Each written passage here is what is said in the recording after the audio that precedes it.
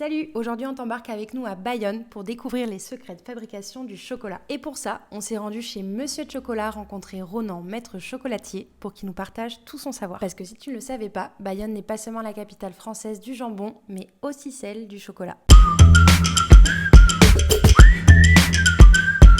Du coup, la première étape, c'est la torréfaction. Le même principe que le café, mais sur des températures beaucoup plus douces.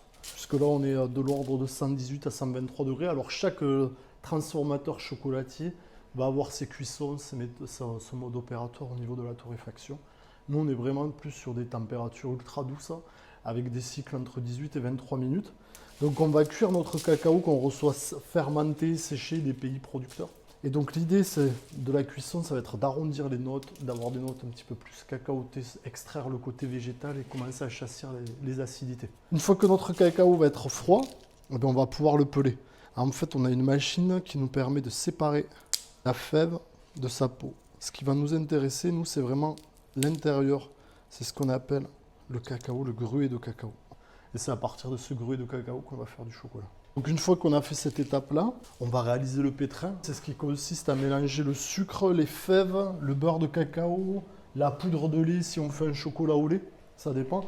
Donc là, j'ai fait ce qu'on appelle un pétrin pour faire un bali-lait 53%. Donc dans ce bali-lait, on va retrouver des fèves, donc les fèves que l'on a appelées, la poudre de lait, du sucre et du beurre de cacao.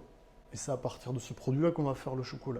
C'est à partir de ce moment-là qu'on peut appeler ça le chocolat. Donc on va le vider. Il fait chaud. En fait, on est sur une température qui avoisine les 45 degrés. Donc là, si on le goûtait, on aurait le goût et les saveurs du chocolat. Donc là, en l'occurrence, du chocolat au lait.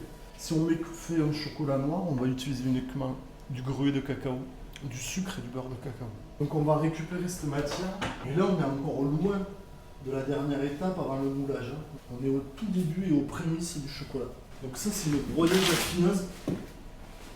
Vous allez voir. On va prendre cette matière. Ça va ressortir devant. En fait, on va faire plusieurs passages. Affiner et écraser le sucre de manière à avoir un chocolat parfaitement fin et fondant. On prend le premier passage.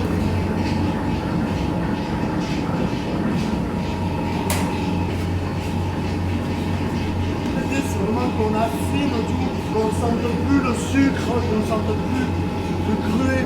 Pour affiner notre chocolat, on va passer à la dernière étape, qui est le conchage. Ça consiste à un brassage et un malaxage du chocolat pendant 48 heures pour chasser les acidités qui sont liées et chargées pendant la fermentation acétique du cacao dans les pays producteurs.